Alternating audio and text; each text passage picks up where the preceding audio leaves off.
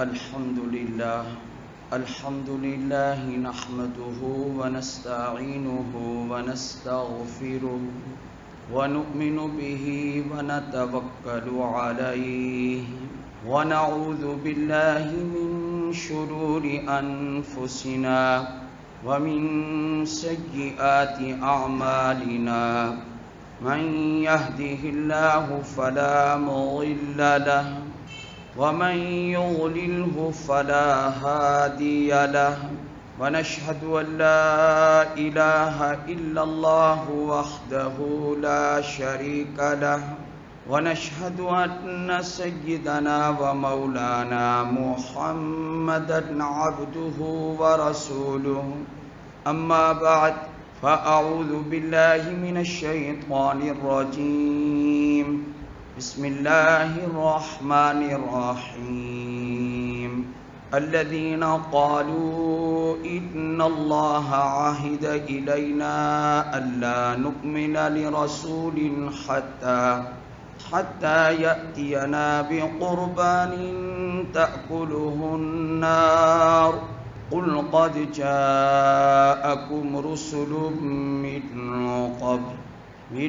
قبلي بالبينات قال النبي صلى الله عليه وسلم إذا دخلت العشر وأراد أحدكم أن يضحي فلا يأخذ من شعره وأزفاره شيئا أو كما قال صدق الله العظيم وصدق رسوله النبي الكريم اللهم صل على محمد وعلى آل محمد كما صليت على إبراهيم وعلى آل إبراهيم إنك حميد مجيد اللهم بارك على محمد وعلى آل محمد كما باركت على إبراهيم وعلى آل ابراہیم انک حمید مجید۔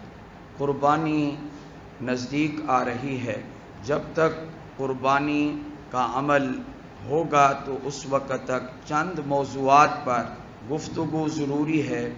ایک تو عشرہ جو آ رہا ہے اس کے بارے میں کچھ عرض کرنا ہے۔ جو قربانی کرنے والے ساتھی ہیں ان کے لیے چند باتیں ضروری کہہ دوں تاکہ قربانی احتیاط سے کریں۔ سب سے پہلی بات کہ قربانی اور حج یہ دو وہ عبادات ہیں جن کا زمانہ اور وقت مخصوص ہے۔ اگر وہ وقت گزر گیا تو پھر آپ یہ عبادات نہیں کر سکتے۔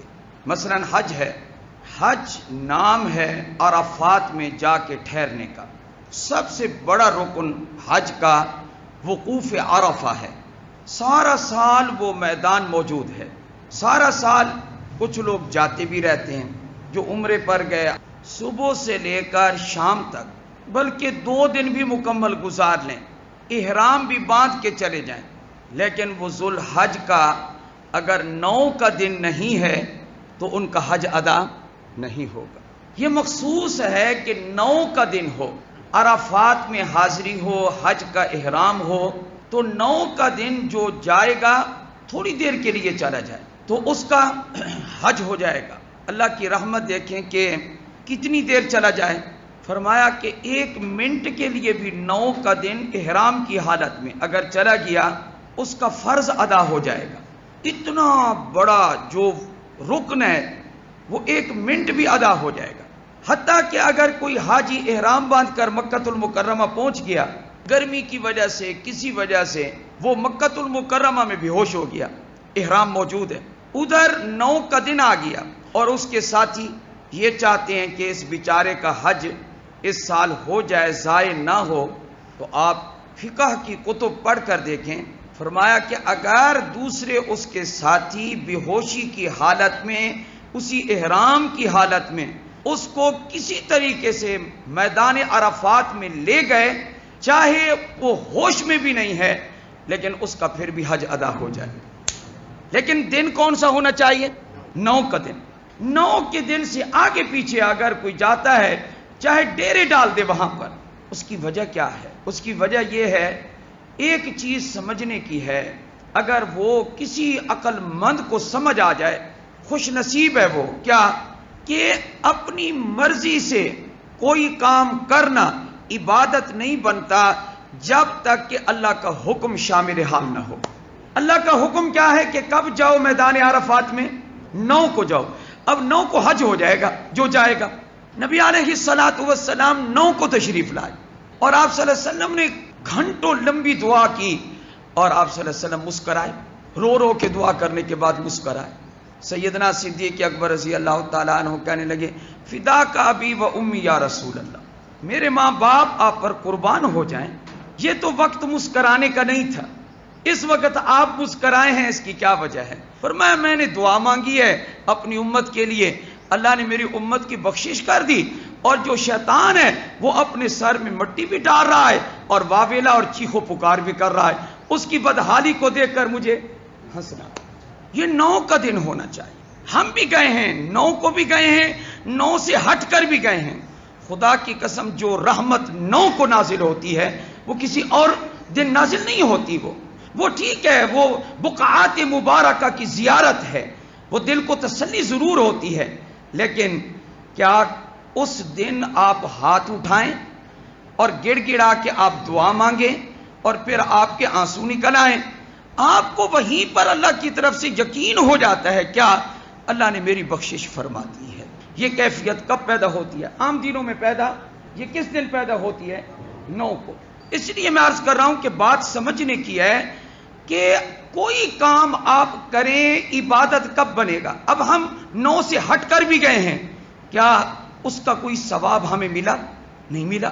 کیوں؟ اس لیے کہ زیارت ہے، بابرکت جگہ کو دیکھا ہے، تسلی ہوئی ہے الحمدللہ، لیکن ثواب تو تب ملے گا نا جب ہم اللہ کے حکم کے مطابق جائیں گے۔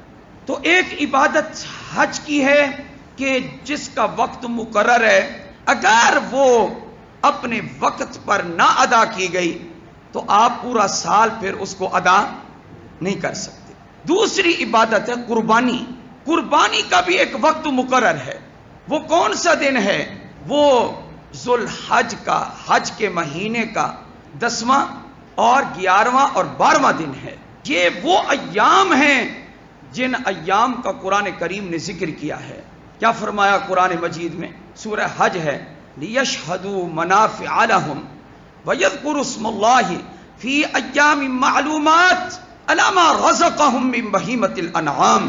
یہ جو دور دراز سے آئے ہوئے حجاج ہیں، یہ اس لیے آئے ہیں تاکہ اپنے منافع دینی اور دنیاوی آ کر حاصل کریں۔ منافع دینیا اتنے زیادہ ہیں، بہت زیادہ، عبادات پر اجر و ثواب بہت زیادہ، اور چند معلوم دنوں میں اللہ تعالیٰ کے اسم کا ذکر کریں، نام لیں اللہ کا۔ اللہ کا نام کس چیز پر لیں؟ فرمایا عَلَىٰ مَا رَزَقَهُم مِّن بَهِيمَةِ الْأَنْعَامِ، ان چوپاؤں پر جو چوپائے حلال ہیں ان پر اللہ کا نام لے کر ان کو ذبح کریں۔ کیسے نام لیں؟ بسم اللہ اللہ اکبر۔ حدیث میں 2 قسم کے الفاظ ہیں، بسم اللہ اللہ اکبر، دوسرا بسم اللہ واللہ اکبر۔ تو اللہ اکبر بھی کہہ سکتے ہیں اور واللہ اکبر، چونکہ ہم لوگ اجمی ہیں اس لیے جو ایک حدیث پر عمل ہوتا ہے تو دوسری کا ہمیں پتہ نہیں ہوتا، اس لیے دونوں جائز ہیں، بسم اللہ اللہ اکبر اور بسم اللہ واللہ اکبر۔ جیسا کہ ہم رکوع سے اٹھتے ہیں تو اس وقت امام کیا کہتے ہیں، ہم کیا کہتے ہیں؟ امام کہتے ہیں سمع اللہ لمن حمدہ، تو آگے دونوں حدیثیں ہیں۔ آپ یہ بھی کہہ سکتے ہیں ربنا لک الحمد، اور آپ یہ بھی کہہ سکتے ہیں ربنا ولک الحمد، یہ دونوں حدیث میں ہیں۔ آج وہ بزرگ تو پریشان ہوئے ہوں گے، اوہ ہماری تو 70 سال عمر ہو گئی، 75 سال عمر ہو گئی، ہماری تو 80 سال عمر ہو گئی، اوہ یہ تو آج تک کسی مولوی نے نہیں بتایا۔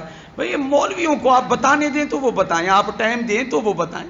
دنیا سیکھنے کے لیے وقت چاہیے تو دین سیکھنے کے لیے بھی وقت چاہیے۔ تو حدیث پاک میں دونوں ہیں، کوئی کہہ دے ربنا لک الحمد تب بھی نماز ہو گئی، اور اگر کوئی کہے کیا ربنا ولک الحمد تب بھی نماز ہو گئی۔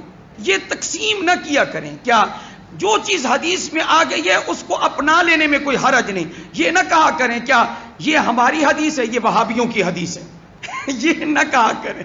حدیث حدیث ہے جو ہمارے پاک نبی نے فرما دی، سر آنکھوں پر ہے صلی اللہ علیہ وآلہ وسلم. یہ حدیث ہماری ہے، یہ وہابیوں کی ہے. عجیب بات ہے، جب آپ حدیث کی طرف نہیں آئیں گے، قرآن کی طرف نہیں آئیں گے تو بدعات پیدا ہوں گی. اب قرآن مجید کیا ذکر فرما رہے ہیں کہ کیا کرنا چاہیے؟ قربانی کے جانور پر کس کا نام لو اور کیسے پڑھنا چاہیے؟ بسم اللہ اللہ اکبر اور بسم اللہ واللہ اکبر، پھر چھری چلا دو. ہاں، اتنا کہہ دینے سے آپ کا وہ جانور حلال ہو جائے گا. البتہ جو سنت عمل ہے میں وہ ذرا وہ بھی پورا عرض کر دوں. سبحان اللہ. جانور کو قبلہ رخ نبی علیہ السلام لٹا لیتے تھے. نبی علیہ السلام اپنا قدم مبارک، میں جب بھی یہ حدیث پڑھتا ہوں اور بیان کرتا ہوں حیران ہو جاتا ہوں. کیا خوش نصیب ہوں گے وہ جانور کہ جن کی گردن پر ہمارے نبی کا قدم آیا ہو صلی اللہ. یہ قدم عام قدم ہے، یہ وہ قدم ہے جو اللہ کے عرش پر جا پہنچے ہیں. کتنے خوش نصیب ہیں وہ جانور کہ جن کی گردن پر کن کا قدم آیا؟ حضور اکرم صلی اللہ علیہ وآلہ وسلم کا قدم مبارک آیا. سبحان اللہ. ایسے تو شاید آپ بھی کسی کے دل میں محبت آ رہی ہو کیا کہ میرے دل میں تو آ رہی ہے، کاش وہی مینڈھا میں بن جاتا، حساب کتاب بھی نہ ہوتا، حضور کے قدم سے بھی مس ہو جاتا اور آپ کے قدم سے بھی لمس ہو جاتا. نور الدین زنگی کو جب خواب آیا تھا، یاد ہے واقعہ تاریخ کا، کہ آؤ پہنچ گئے ہیں وہ جو مٹی کو کھود کر میری لاش کو یہاں سے نکالنا چاہتے ہیں. نور الدین زنگی نے ایک رات خواب دیکھا، پھر دیکھا، اچھے طریقے سے وہ لوگ دکھائے گئے. نور الدین زنگی وہاں پہنچا مدینہ منورہ اور اس نے کہا میں اہل مدینہ کی دعوت کرنا چاہتا ہوں، اور دیکھتا رہا کہ اس دعوت میں وہ لوگ آئے ہیں یا نہیں ہے جو مجھے خواب میں دکھائے گئے. وہ نہیں آئے. پوچھا کہ کوئی اور؟ کہا جی سارے آ گئے. نہ کچھ تو رہتے ہیں. کہا کہ دو بزرگ ہیں بڑے، وہ بس چھپ کر رہتے ہیں، وہ کسی سے ملتے جلتے نہیں ہیں. ہاں جی وہ دو نہیں ہیں، باقی سارا مدینہ آپ کی دعوت میں آ چکا ہے. کہا کہ ان دو بزرگوں کو ذرا ضرور بلاؤ، ان کو میرے پاس لاؤ ذرا. جب دیکھا تو کیا دیکھا کہ یہ تو وہی ہیں جو خواب میں مجھے دکھائے گئے ہیں. پکڑ لیا. پکڑنے کے بعد جب تحقیق اور تفتیش کی تو وہ لوگ بقی، جنت البقی قبرستان سے کھدائی کر کے نبی پاک صلی اللہ علیہ وسلم کے روضہ اقدس تک پہنچ چکے تھے. جب وہاں تک نور الدین زنگی پہنچا تو نبی علیہ السلام کے قدم مبارک نظر آ رہے تھے. نور الدین زنگی نے حضور کے قدموں کو بوسہ دیا صلی اللہ. بڑا خوش نصیب بادشاہ گزرا ہے. سیسا پلا کے وہاں تک تحت الثری تک دیوار کو ایسے نیچے تک لے گیا اور اوپر تک لایا ہے. آج تک پھر کوئی جرت نہیں کر سکتا نبی علیہ السلام تک پہنچنے کی، جرت نہیں کر سکتا. اور جیسے نبی علیہ السلام کی قبر مبارک محفوظ ہو گئی، ایسے ابو بکر و عمر کی قبر بھی رضی اللہ. پیٹتے رہیں، چلاتے رہیں، سڑتے رہیں. جو قسمت والے تھے وہ قسمت لے گئے، وہ اپنا مقام بنا گئے. اب جلتے رہو، اب آگ جلائے گی. یہ تو دنیا میں جل رہے ہو نا، سینے میں جل رہے ہو. سوچ رہا تھا کہ کئی سال سے یہ حدیث میں بیان کر رہا ہوں. اللہ نے جس آدمی کو صاحب حیثیت بنایا ہے وہ قربانی پہ پیسہ لگائے ایسا مینڈھا تلاش کرے. اما عائشہ رضی اللہ تعالی عنہ فرماتی، سب کہتے ہیں رضی اللہ، ام المومنین کا ہم پر بڑا احسان ہے. دین پہنچایا، دین حدیثیں پہنچائی ہیں ہم تک. کیا فرمایا؟ امارا النبی صلی اللہ علیہ وسلم، نبی پاک صلی اللہ علیہ وسلم نے حکم دیا اپنے صحابہ کو، میرے لیے ایک مینڈھا تلاش کر کے لاؤ، میں نے اس کی قربانی کرنی ہے. رقم تو نبی علیہ السلام نے ہی ادا کرنی تھی، لیکن تلاش کے لیے آپ صلی اللہ علیہ وسلم نے صحابہ کو مقرر فرمایا. لیکن کہا کہ عام مینڈھا نہیں لانا، میرے لیے ایک مینڈھا تلاش کر کے لاؤ. کیا آپ صلی اللہ علیہ وسلم کا ذوق تھا؟ کوئی شخص مجھے بتا سکتا ہے کہ حدیث میں جو نقشہ آیا ہے، جس مینڈے کو میرے نبی نے منگوایا ہے اور تلاش کروایا ہے اور چن چن کے منتخب کر کے اپنے لیے قربانی کے لیے مقرر کیا ہے، کیا کوئی مجھے بتا سکتا ہے کہ اس سے زیادہ کوئی جانوروں کا ماہر بیٹھا ہو؟ مجھے بتا سکتا ہے؟ میں تو سوچ کے بالآخر اس نتیجے پر پہنچا ہوں کہ اس مینڈے سے زیادہ خوبصورت مینڈا کوئی ہو سکتا ہی نہیں. جو مینڈا کس نے طلب فرمایا؟ حضور اکرم صلی اللہ علیہ وسلم. اب دیکھیں میں حدیث پڑھتا ہوں، آپ سنیں مینڈا کیسا ہو. نبی علیہ الصلوۃ والسلام نے فرمایا ینظر فی سواد، دیکھے سیاہی میں، آنکھوں کے ارد گرد سیاہی ہو. ینظر فی سواد، اور یاکل فی سواد، جو اس کا منہ ہے منہ کا کچھ حصہ وہ بھی سیاہ ہو. یمشی فی سواد، اور وہ چلے تو سیاہی میں چلے، اگلے پاؤں بھی کچھ اس کے سیاہ ہوں، پچھلے پاؤں بھی کچھ اس کے سیاہ ہوں. اور فرمایا یبرک فی سواد، پیٹ والا حصہ یہ بھی نیچے والا جس پر وہ بیٹھتا ہے نیچے بیٹھتا ہے وہ بھی سیاہ ہو، باقی سارا کا سارا سفید ہو. اور اقرن بھی ہو، اقرن اس کے جو سینگ ہیں وہ بھی بڑے بڑے ہوں. نبی علیہ السلام نے یہ فرمایا. سب سے زیادہ خوبصورت صحت مند مینڈا نبی علیہ الصلوۃ والسلام نے تلاش کروا کے اس کو قربان فرمایا، اور ایک کی بجائے 2 مینڈے بھی قربان فرمائے. حضرت انس بن مالک رضی اللہ تعالیٰ عنہ 2 مینڈے ذبح کر رہے تھے. کسی نے پوچھا یہ 2 مینڈے آپ ذبح کر رہے ہیں؟ فرمایا ہاں. کان النبی صلی اللہ علیہ وسلم یضحی بکبشین وانا اضحی بکبشین. فرمایا کہ نبی پاک صلی اللہ علیہ وسلم 2 مینڈے ذبح کرتے تھے، تو میں بھی کتنے مینڈے ذبح کرتا ہوں؟ ہمیشہ 2 مینڈے ذبح کرتا ہوں. اس لیے ہمارے لیے جی قرآن پاک بھی حجت ہے، نبی پاک بھی حجت ہے، اور صحابہ کا عمل بھی حجت ہے ہمارے. تو آپ صلی اللہ علیہ وسلم لٹا کر قبلہ رخ لٹا کر جانور کو اس کے اوپر پاؤں مبارک رکھ کر آپ کیا دعا پڑھا کرتے تھے؟ دعا تو یہ ہے انی وجہت وجہی للذی فطر السماوات والارض حنیفا وما انا من المشرکین. ایک ان صلاتی ونسکی ومحیای ومماتی للہ رب العالمین لا شریک لہ وبذالک امرت وانا اول المسلمین. یہاں نبی علیہ السلام وانا من المسلمین پڑھا کرتے تھے یہ حدیث پاک میں. اس کے بعد یہ دعا کر کے پھر ساتھ کیا فرماتے ہیں جی بسم اللہ واللہ اکبر اور بسم اللہ اللہ اکبر. پھر جانور کو اپنے ہاتھ مبارک سے ذبح کرتے. لیکن اما عائشہ کو پہلے فرما دیا چھری کو تیز کرنا، حلمی الحدیہ وشہدیہا، اس کو تیز کر کے مجھے دو تاکہ جانور کو تکلیف نہ ہو. آپ صلی اللہ علیہ وسلم نے یہ حکم دیا کہ جانور کو راحت پہنچاؤ، اور راحت کیا ہے؟ تیز چھری ہو جلدی سے پھیر دو اور ایک طرف کر دو. قربانی کرنے میں بخل نہ کریں آپ حضرات، اپنا پیسہ جمع شدہ قربانی پہ ضرور لگائیں، اعلیٰ درجے کی قربانی کریں.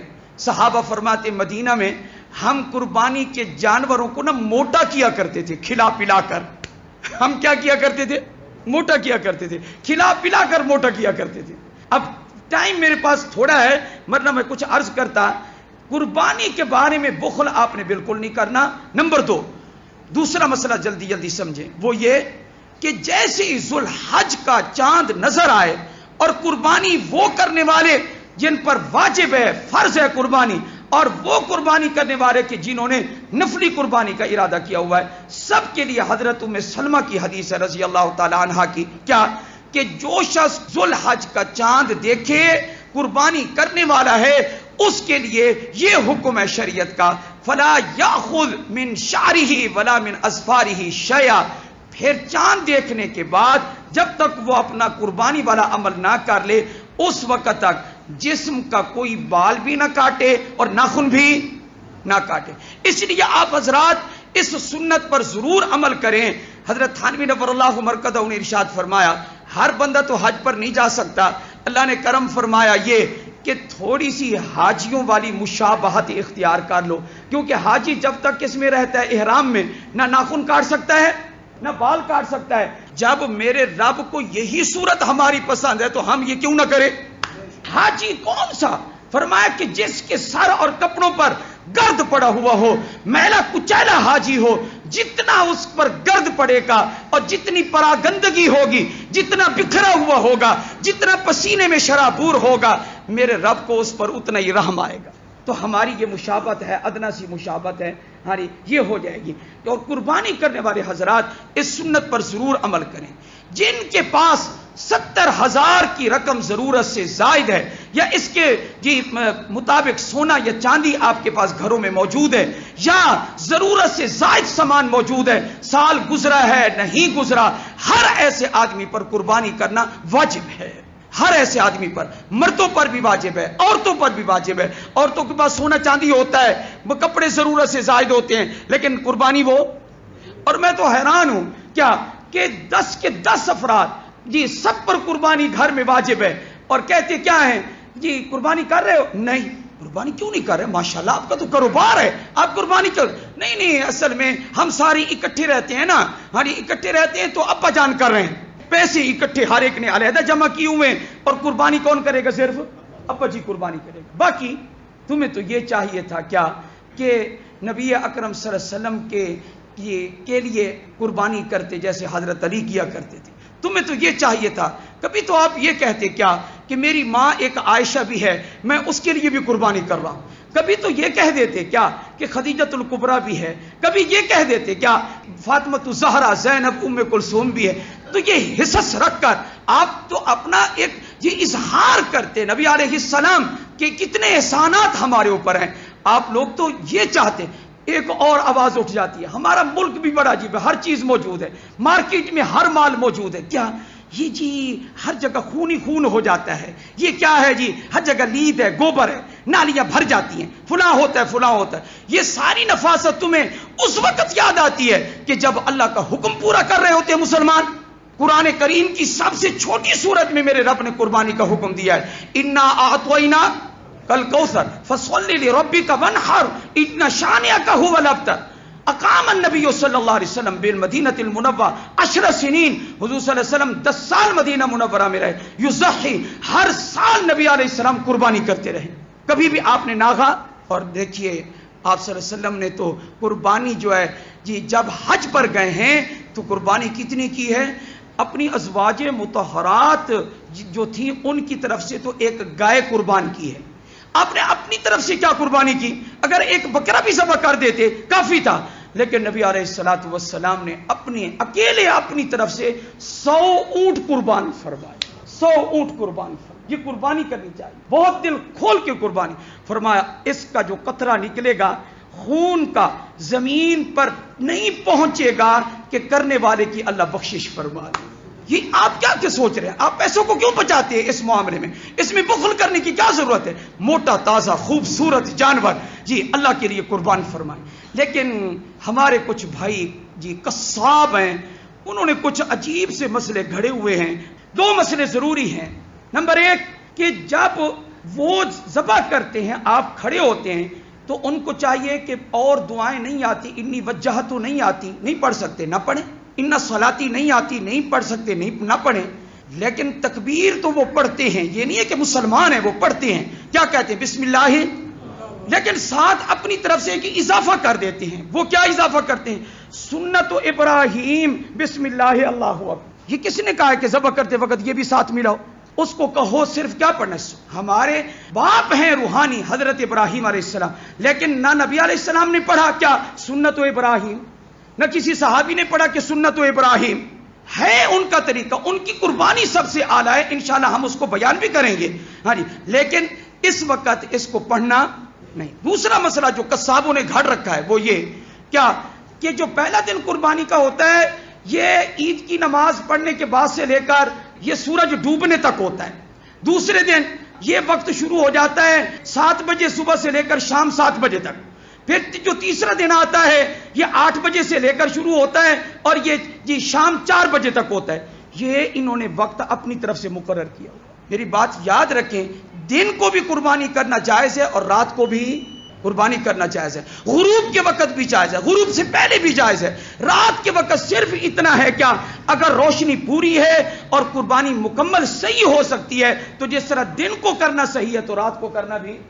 اگر کسی کو یہ ہے کہ رات کے وقت ذرا یہ کام گڑبڑ ہو جائے گا، میں صحیح طریقے سے رگیں نہیں کاٹ سکوں گا، اس کو چاہیے کہ رات کو پھر نہ کرے، پھر کس وقت کرے؟ دن کو کرے۔ لیکن تینوں دن یہ سارا کا سارا دن قربانی کا ہے، ہاں جی، یہ نہیں ہے کیا کہ 8 بجے سے یوں اور فلاں، یہ اپنی طرف سے گھڑے ہوئے مسئلے ہیں۔ ان مسائل سے احتراز کریں، اللہ ہم سب کی قربانیوں کو قبول فرمائے۔